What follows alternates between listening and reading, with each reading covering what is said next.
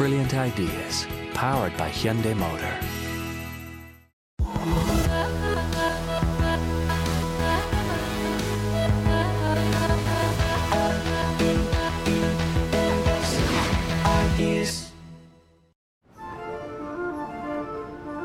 Versailles, outside Paris. Legacy of the Sun King, and a work of art itself. Every year, the palace offers one of contemporary art's highest profile commissions. The challenge? To install new work in this super bling setting. This year, it's the turn of artist, architect, and design superstar Olafur Eliasson. I don't think there's any artist in the world who is more globally operating than Olafur. Everyone can become a queen and a king. I mean, I think he has actually worked in all 7 continents. Olafur Eliasson was born in Copenhagen, Denmark, and it's where he still has one of his studios. This is a nice little sanctuary for me in which I can concentrate. The building itself was a studio for an artist. His name was Willumsen. He was a Danish symbolist painter, and he built it about 120 years ago. And it's very lovely because it has a lot of arts and crafts elements, so everything is handmade. Although the opening is less than 2 months away, Olafur is still working things out for Versailles. So this is the plan of the castle Versailles. And it's funny, I carry this plan, so it's like, I have a plan of Versailles with me when I travel now. So it's like, oh, I have to look at that space and so on. So it's kind of funny too. So this space here is the famous mirror hall. I'm trying to convince the conservators that I need a little chunk of their space. They're not being very flexible, but then again, I'm an artist and you never know, right? So I don't want to do something like a big painting where people stop and pause and they go like, oh, this is probably contemporary art. I want to see if I could almost disappear. The work that put Olafur on the map was the Weather Project in the Turbine Hall of the Tate Modern in London in 2003. It featured a glowing half-sun that was reflected and completed by a mirror on the ceiling. Smoke and mirrors is one of his specialities. The Weather Project was, of course, a life-changing show. Not just for Olafur, but also for Tate and Tate Modern. And not just because there were so many people coming through. Actually, we got, I think, an extra million in that 1 year. But what was even more important, I think, that all these people decided to start to do things for themselves and by themselves.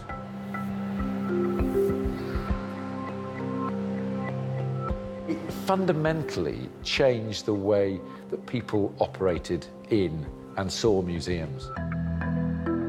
Suddenly, people felt empowered to make political slogans, to have picnics.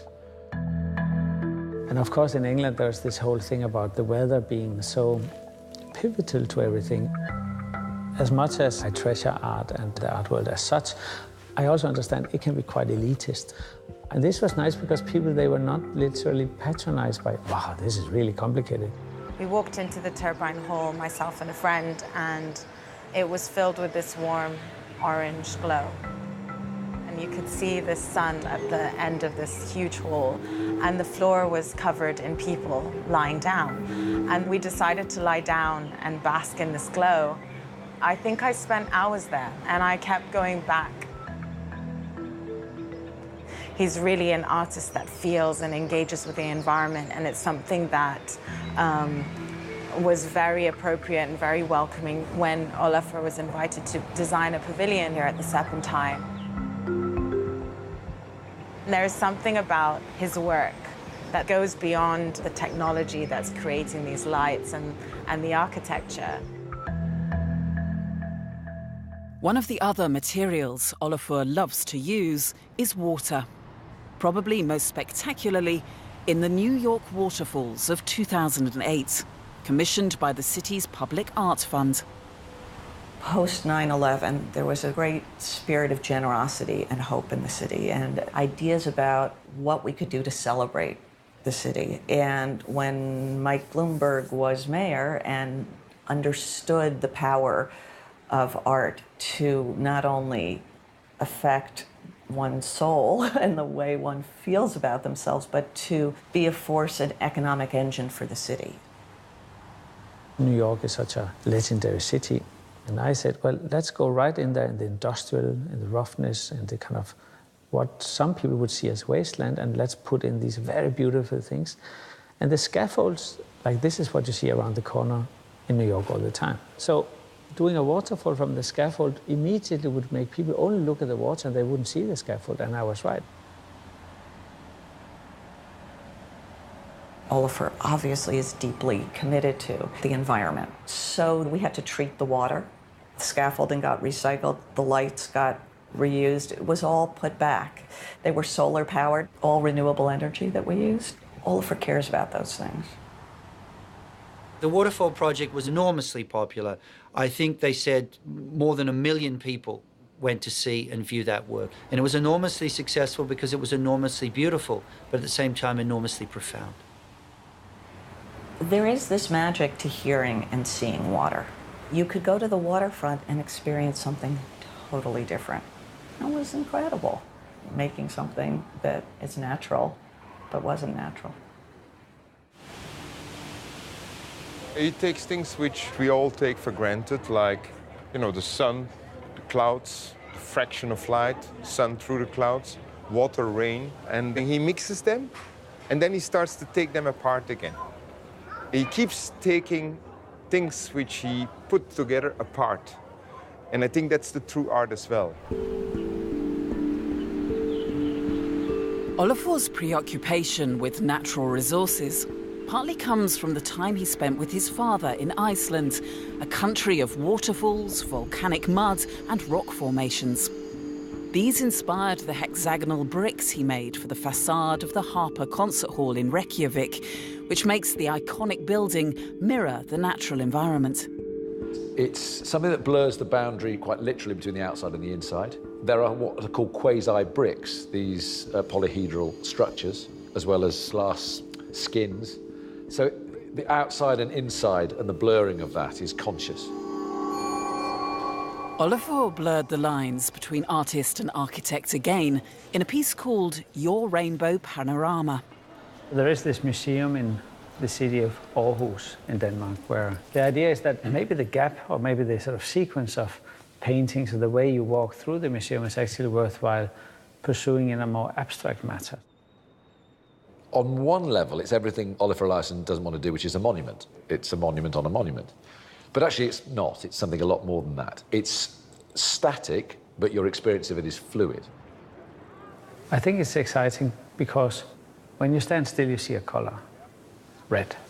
But if I want to change the color, if I want to see something different, I have to move. And in that way, the rainbow is sort of a narrative, or what it really is, it's a kind of an activity generator. Looking for common themes in Olafur's work, it's impossible to ignore his alternative vision and concern for the environment.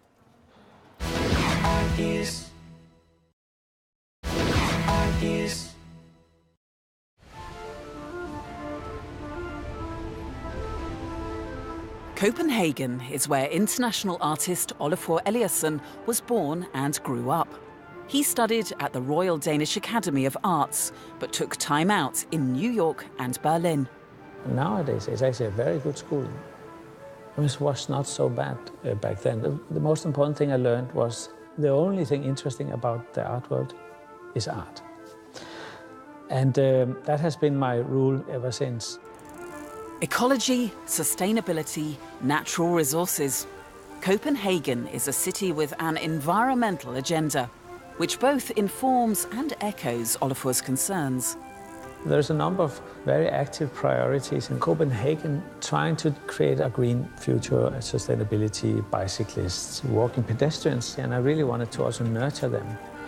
In 2015, Olafur designed the Circle Bridge with its ship-like masts. It's an important link in the cycle and pedestrian routes around the city. You have a harbour front, which is very long, where people go very fast. And I thought, well, if I do a bridge, besides being functionally relevant to bring people dry from one side to the other, I would do something which actually slows people down. Almost like the gap between two chairs being more interested than the two chairs. A lot of the bikers drive like hell in this city, and they really need to sometimes slow down, actually look at your city in a different way. And it's a nice change to many of the structures that we have in this rather sterile harborfront. But the point is here, making a work of art really gives you confidence in the worthwhile of bringing an idea into action. It's connecting thinking and doing. Bringing Olafur's ideas into action is what takes place at his main studio in Berlin. It's an extraordinary ideas factory with a whole range of activities spread over 4 floors. So in the studio now there are 3 teams, and each team is about 30 people or so. There's a team of craftsmen, quite amazing people who work with their hands. There's a team of architects who mainly work on computers, but they make a lot of models too, and they have a training closer to algebraic skills and so on. And then there's a team of more academic people who does research, and this is a kind of ideas lab. This is where I actually try to sit down with people and talk about, well, how do we start things? Experimentation is very important to us, and I guess when people think of a factory, they would think of a production line, and that's not what we do here. Olafur has a language, of course. He works with mirrors, he works with light, different types of glass, and we continue with these different materials, but it's never just to reproduce something already being made, but to continue the inquiries that we have undertaken. Yeah, I actually have a lovely little collection of lamps here. You could call it like a bulb cemetery. These are the old people of bulbs. Maybe it's an old people's home, like an old bulb's home. They all work. But of course, as we are going through a number of revolutions in terms of energy, all these old bulbs are dying out. So I just love them so much. Olafur's concern for the environment has helped put these old bulbs out of business and has inspired a new and innovative light source, a sustainable one, of course. Little sun. It sounds so small, but it's so far the biggest thing I've worked on because it's a work of art that is really about the whole planet. This is the thing here. You can see it's a little lamp. But what it has is a solar panel. So it's a little power station. You sort of hold it in your hand, and then the sun being up there, I could charge it. He wants to provide an alternative light source that is sustainably priced for Africa. I mean, he's become particularly interested in how a difference can be made there. I take it out. It's a small gesture. They're beautiful works of art, editions in and of themselves. The idea is that they're sold broadly in the West to fund a sustainable cost. I think 500,000 of those small suns have now sold. If a child, I would argue, so grows up with a solar lantern at its bedside, understanding, well, the sun that I harvested today is what I'm using for my good night story, I would argue that child is more likely to choose sustainable energy once that child grows up and has to choose a house. And I think he is one of those artists who in the next 10, 15, 20 years will look more and more to how art can make a difference.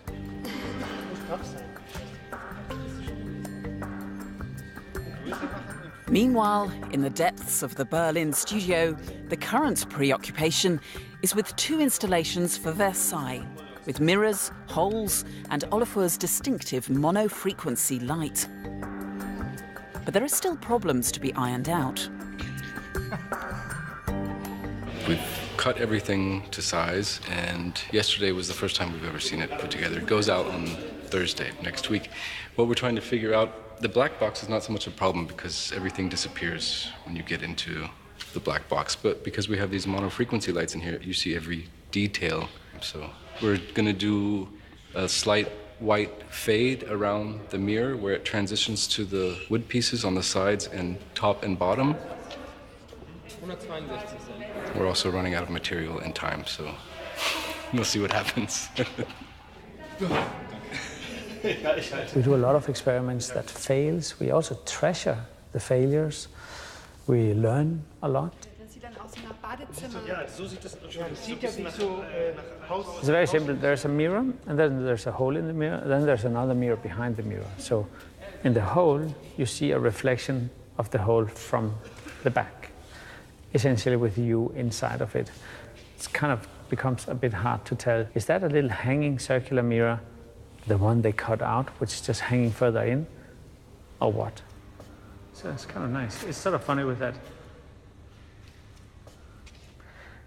It's funny, you can't really, it's not very selfie friendly, right? Because you can't take a picture of the artwork without you taking the picture of the artwork being inside the picture. It's about time to do not so friendly for selfie type of art. You know, it's interesting because it's an exciting opportunity for me to work at the Versailles, and obviously it's actually an amazing place.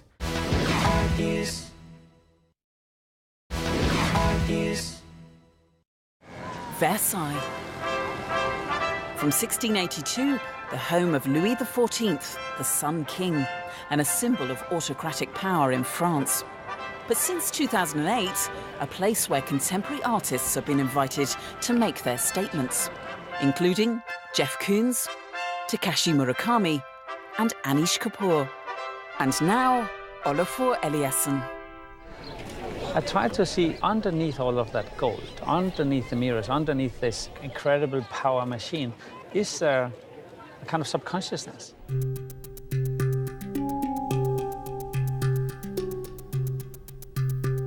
If the Sun King was having a list of artists in 2016 to design his palatial retreat, Olafur would be the top in the grand gesture, the Baroque of the 21st century.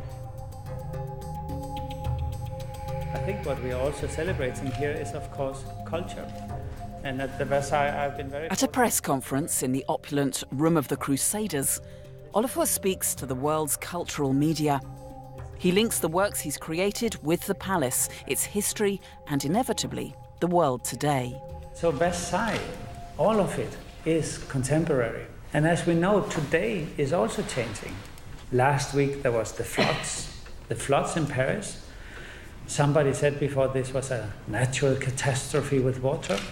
But the truth is, and we don't know for sure, of course, that maybe this was a cultural catastrophe because it was man-made. Woman and man-made. Once again, water is the theme of the works Olafur has created out in the gardens. The centerpiece is one of his waterfalls, taller than anything he created in New York. It's aligned on the axis of symmetry of the garden and was specially designed to obscure the rising sun as viewed from the palace at midsummer. On dit que le nôtre, qui a créé ces jardins, rêvait d'y faire une cascade. Alors je ne sais pas s'il voulait la faire précisément ici, dans le Grand Canal, ou ailleurs. Alors peut-être que nous lui rendons aussi hommage en faisant une cette année. The garden is very hierarchically organized. It's about perspective, it's about organization of the senses, and to some extent I'm playing with that. So on one hand, the perspective tries to fool you and says just, oh, the garden is really big, the king is really very, very powerful. But the truth is, water falls with the same speed everywhere. When looking at the waterfall, you can actually see how far away it is. So you can actually scale the garden. Each of Olafur's garden pieces is about different states of water. Water as liquid in the waterfall, and water as vapour in a piece called Fog Assembly. The misty weather is full of water. It kind of has a nice Scandinavian touch. We could be in Iceland for that matter. There is a kind of a fog cloud in which you can disappear, where perspective dissolves, right? You can get lost, you can lose yourself. You can lose also who you are if you want. Olafur's third garden installation refers to ice. But rather than have huge blocks of melting ice, as he did for the climate talks in Paris, He's used glacial rock dust from Greenland, which is incredibly fertile and may be important as a fertilizer in our future food supply.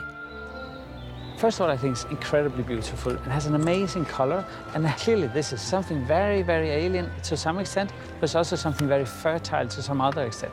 So it's in this amazing colonnade, which is, I think, is one of the most beautiful spaces at Versailles, in which the statue of Persephone stands, which is the goddess of fertility. The notion that if you want to change the world, you have to change the way people see the world is a well-articulated idea. For him, is if you want to change the world, you have to change the way we experience the world and how we act in the world. Seems to take that idea further. Olafur describes this clock as Louis XIV's little sun. And he sees beyond the Sun King at Versailles to the way the world has changed in the intervening years. The truth is, this castle has traveled 300 years to greet us today. My Little Sun project is very much about the decentralization of power, right? So this is a power station. And thinking about Versailles, that's what happened, right? You had a revolution because there's like too much power in one place, and people wouldn't have that. Olafur uses this monochrome light. It's the same color that he used to create his own sun in the Tate Turbine Hall, and it's all around the works inside. So it seems his language, which involves this yellow sodium sun color, is absolutely built for Versailles. At first glance, this looks like a sun in a mirror or a solid light source. In fact, it's the mirror boxes we saw in Berlin. With the black hole mirror opposite, they reflect each other infinitely. These boxes are now ghosted into the fabric of the palace. They're an extraordinary source of fascination for those passing through, if they're lucky enough to spot them. I tried to make works that just became a part of the building. And I already spoken to a few who said, oh, was that a work? I walked right by that. He has seen the Baroque as a distant mirror of our time. He had fulfilled the old rector's dream because he has managed in a very artistic, convincing way to make this visual dialogue in a place that is so powerful, but his own works are here in their own right, and they make a lot of connection to the environment and also to us.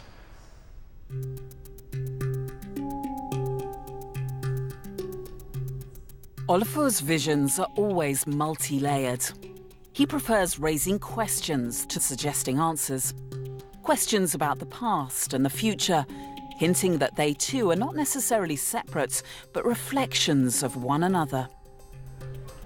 If we are sophisticated enough, we should host the fact that this is also contemporary. This is also how the world looks today. And let's see if we could make use of that, considering where do we then go from now? What's the future going to offer us? He is one of those people that makes you feel that art has a broader role to play than the decorative embellishment of those who can afford it.